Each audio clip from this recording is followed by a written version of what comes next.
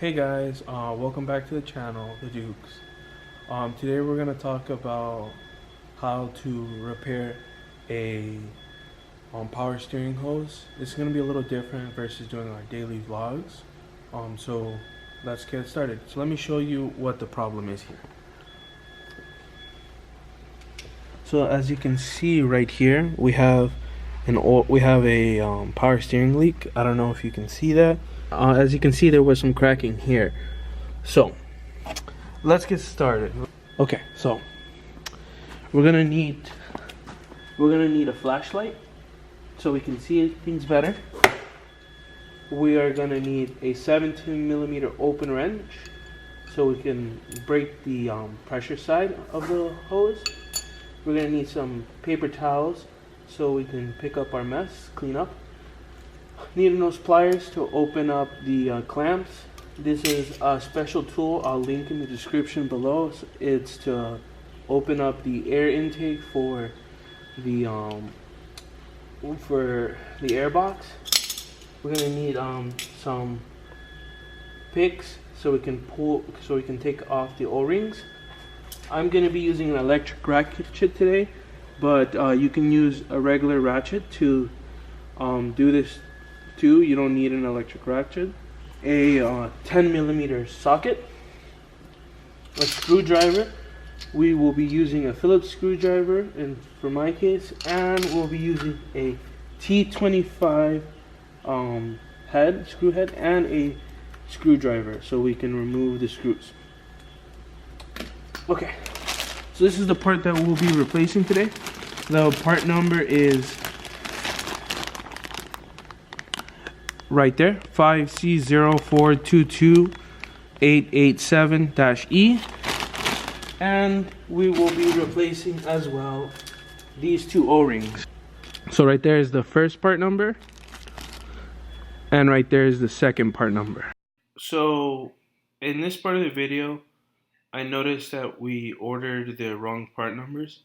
Later in the video we find that out, but in the description we will update the video with the correct part numbers. So please disregard the part numbers in this part of the video. Okay, so, and we're also gonna need some gloves. So let's start off with putting some gloves here. Muy importante. This is the most important part. You don't want to dirty yourself, you know. So we'll put the gloves.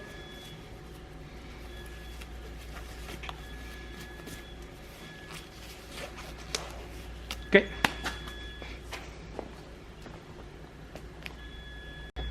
Guys, we're gonna start with removing this Phillips screw right here with my Phillips screwdriver right here.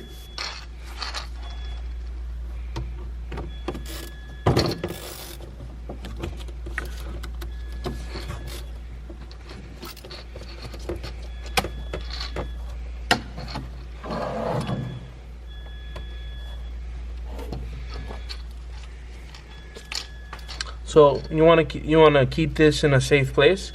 So we're gonna put it somewhere safe. Now on this side we have another, but we have a T20 screw here. On the other side I had a Phillips because when this car was in the dealership they had lost one of the screws, so I ended up using a Phillips screw to replace the other side.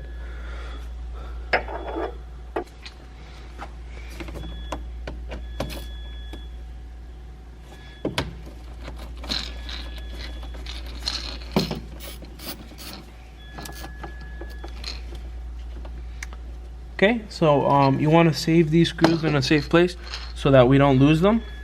We'll go ahead and put them in a safe place.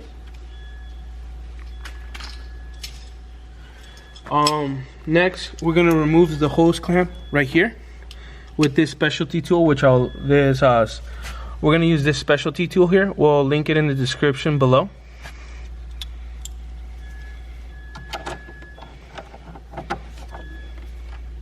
Sorry, the other way.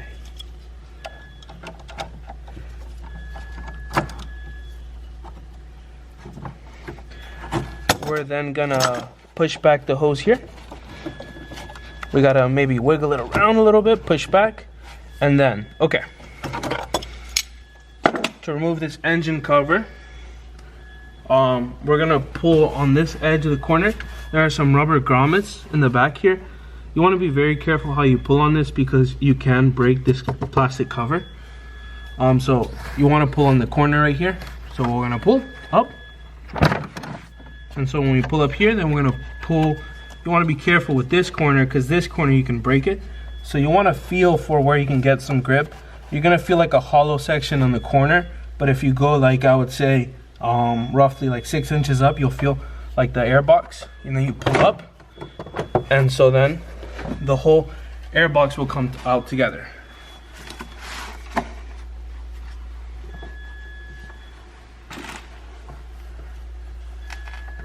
And we're also going to remove this, take this out of here so we can get better access to the hose that is here.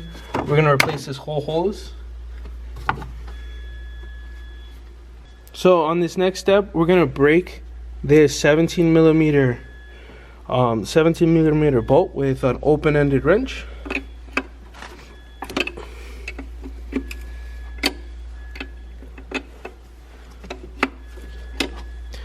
So I know I said I was gonna go ahead and replace this hose right here first. Can you show them? I was gonna replace this hose here first, but I'm just gonna crack this open loose first, just so we can have everything open. So now that this is cracked, now that this bolt is cracked, we'll go ahead and move on to taking this clamp right here, as you can see. So if you can zoom in, there's a clamp here they want to remove.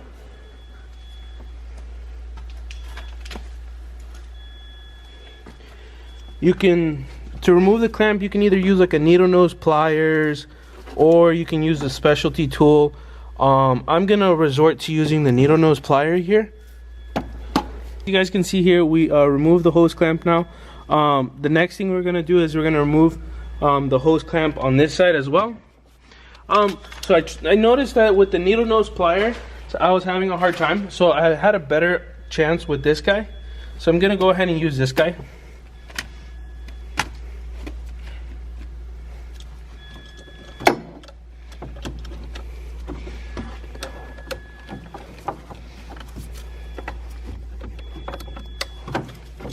Okay.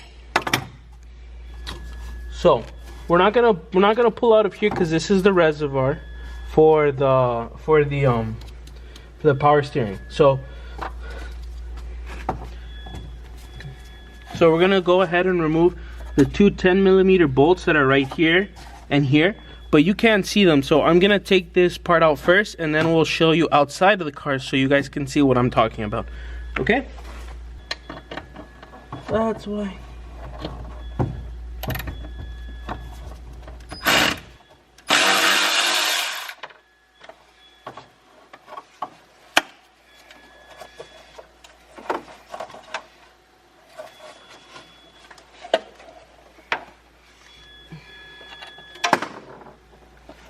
Okay.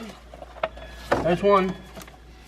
Okay guys, so the 10 millimeter bolt has came off. Now we're gonna work on the other one on this other side right here.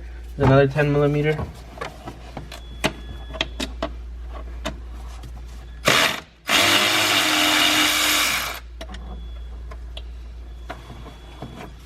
As you can see, it looks like this.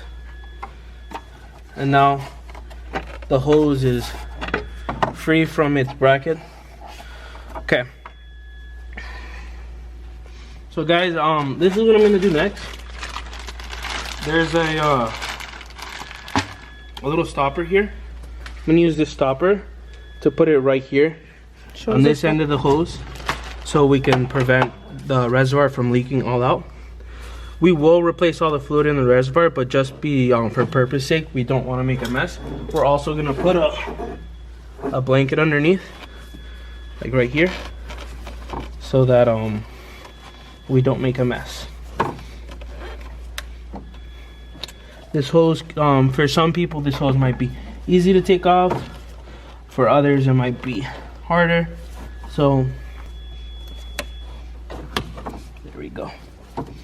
And so you might want to get a needle nose plier and then try to turn it and twist it. Mine has finally broken free. So here it is. This is where we get the cap.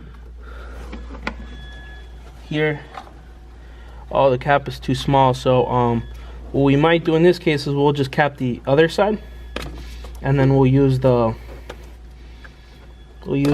paper to cap the hole.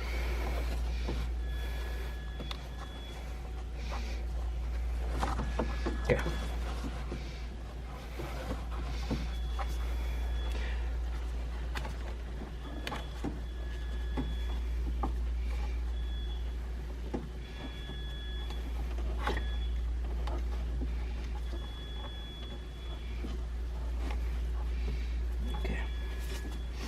The hose is capped here and here, so we don't drain all the fluid out. We're gonna work on the other side now, pulling that side out as well. Okay.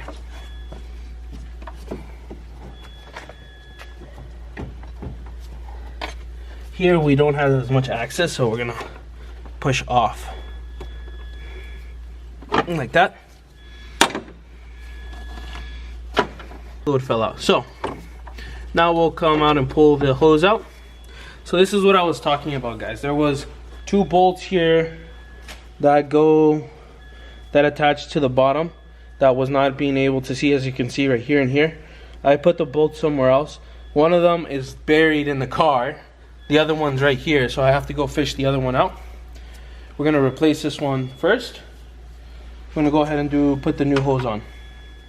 We'll be right back. Okay, so we have the hose here, but I'm not gonna install it quite yet because we're gonna remove this.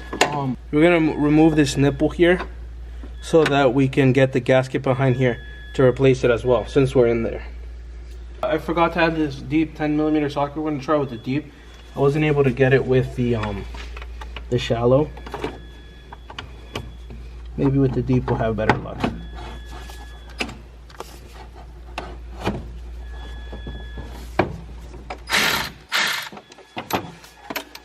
So here we go.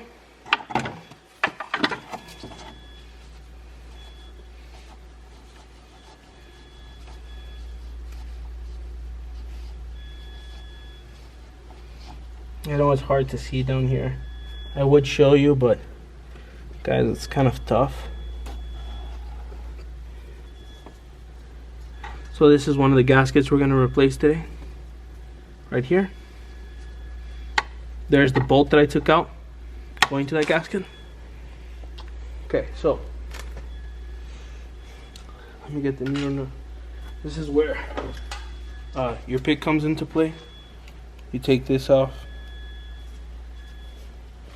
and we'll replace this with and we'll also brake clean this. We'll wash this off so no dirt or debris gets in here, so it's nice and clean. We're also going to clean the hole here with some brake clean so that we have a better sealing surface.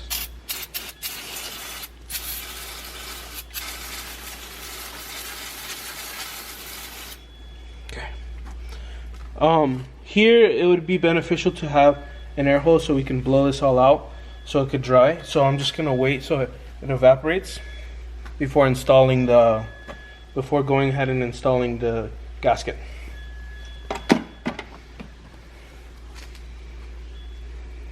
There you go. So we ran into some difficulties. The gasket that the guy gave me was the incorrect gasket.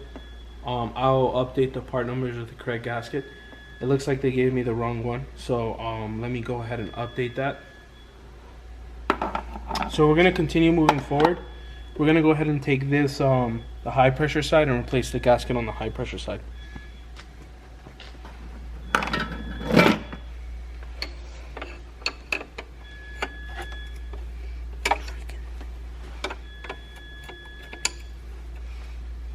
I thought we need to wear gloves.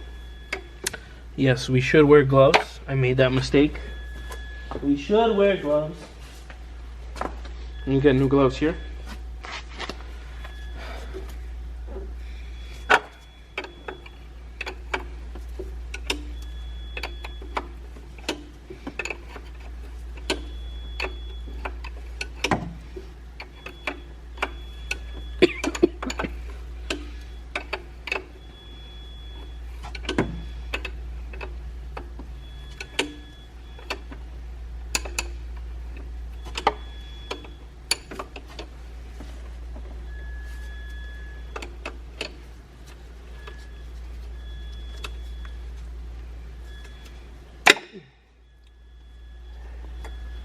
Okay, so yeah, as you can see, the gasket down there, it is cut and ripped. I don't know if you can see that, especially on this end right here, on this edge. So it's squished out, so we're gonna go ahead and replace that gasket. All right, so this is where you use your pick to get in there, and you pull it out. And you let it fall to the ground, because that's the typical fashion here at the Dukes. Everything just goes straight to the ground. Okay, so I'm gonna go ahead and clean this up right here, this surface.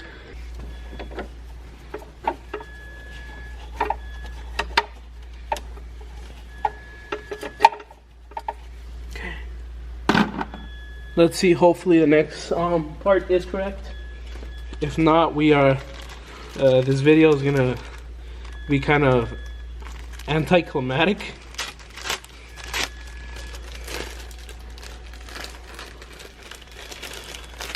It's gonna be pretty damn interesting to edit.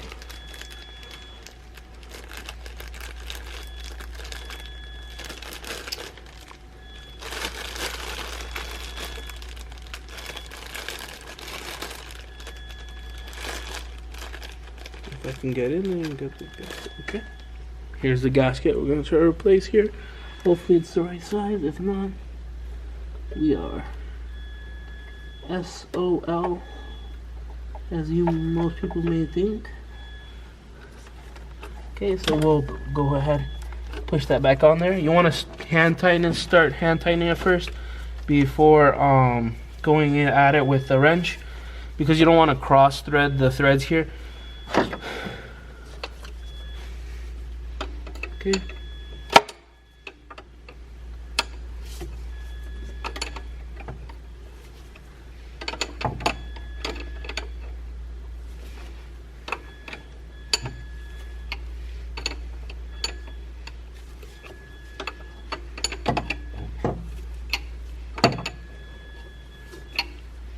You want to tighten this up just enough so you get it snug.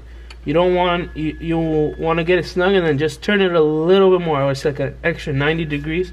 You don't want it too tight, because remember, there is a gasket down there, and you don't want to squish out the gasket to the point where it doesn't seal anymore, because then it will be kind of not the purpose. We'll have the leak again.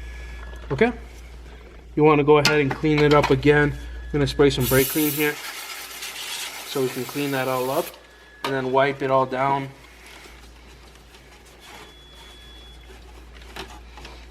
It's very important, especially if you have leaks like this. You want to make sure you clean the leaking area, so that you can make sure you have resolved the leak and the leak is no longer there. So as you can see, everything is clean here. We're gonna go ahead and wait till tomorrow. But for you guys, this is probably gonna be like 2 seconds, because the next day you'll just be able to see the fix, or you'll be able to see the new part. Hey guys, so this is day 2. We weren't able to go to the dealership and get the parts that we needed, so we ended up going to the auto parts and getting this universal O-ring set, as you can see here.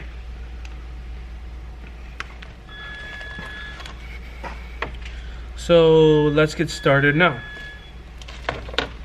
So as you guys can see there, we're gonna install this piece right in here.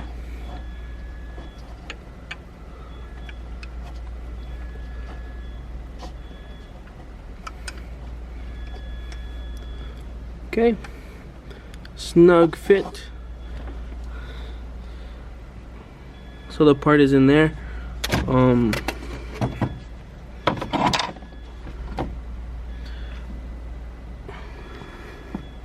Here is the bolt that we need to install the part. So I'm gonna come right back, and then once it's installed, we will come back and show you the next step. So as you can see, now that part is installed, there's a 10mm bolt right down there, as you can see. So we just tighten it just enough. Remember that there's an O-ring right there. So next thing we're gonna do is we're gonna transfer all of our clamps right here, our hose clamps, that we have onto this hose and line up the hose so that we can get it into place. Remember that we do have those as you can see down there, those 10mm pegs, one right there and one right there, right there, and then we have to hook it up to that hose right there. So I'll be right back once we have it all lined up into place and clamped away. Everything's tightened up here. The clamp is back in its place, the bolts are tightened up, this clamp over here is clamped on, so you guys can get a perspective. We're by the battery, so we started off with putting this clamp using our specialty tool, the one that I'll link in the description. Now that's left is just to fill up the reservoir and put everything back together. So before I put everything back on, I wanted to just, you know, at least kill two birds with one stone in their one video, how to put your engine cover back on. So to get your engine cover back on, you have this guy. So all you have to do is line them up with the 4 pegs. I use this that hole right there for my guidance. And then once you get it, you grab on here. You want to line it up with the hole that's there, and then make sure your air tube is on. And then you want to push down on the 4 corners. So one here, and one here, one here, and one back there. Now once those 4 corners are on, you kind of want to rotate that in there. Make sure that it gets all the way up to this lip here of the airbox, and then we'll get our specialty tool right here. Okay, so I'm gonna set you guys down right here. Get one hand here, the other hand here, so I can get this back to its position.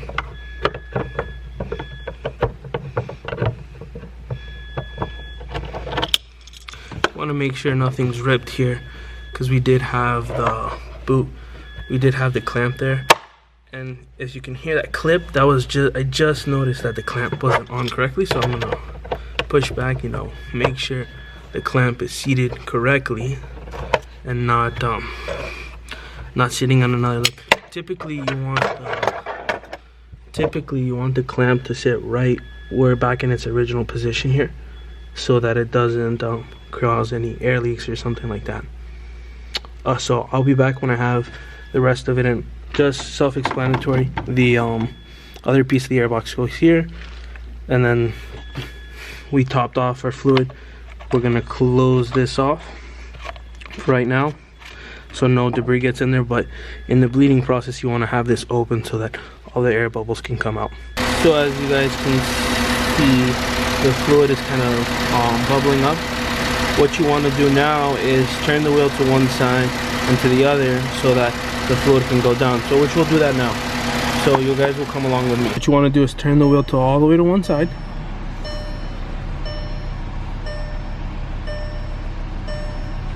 Until you hit the locks. Just hit them. Then turn the wheel to the other side. All the way till you hit the locks to the other side. What we're doing here. And it looks like we're hitting the locks. Almost. Right there's the locks. Now we'll go check the level to see how she is. Okay. So as you can see, the fluid is still bubbling here. You want to let the fluid kind of settle down and finish and not let it bubble. So we'll go ahead and let the car run for a couple of minutes, and then we'll be back to show you the fluid not bubbling anymore. Also, one thing I want to mention is that you want to check for leaks as well to see that there is no leaks.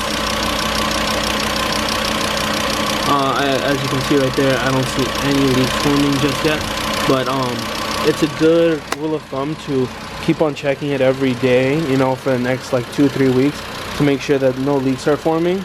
And as you can see now, the fluid has simmered down, almost non-existent bubbling. This was roughly about like 5-minute waiting time just for everything to settle down and the bubbles to come out. So that's about all.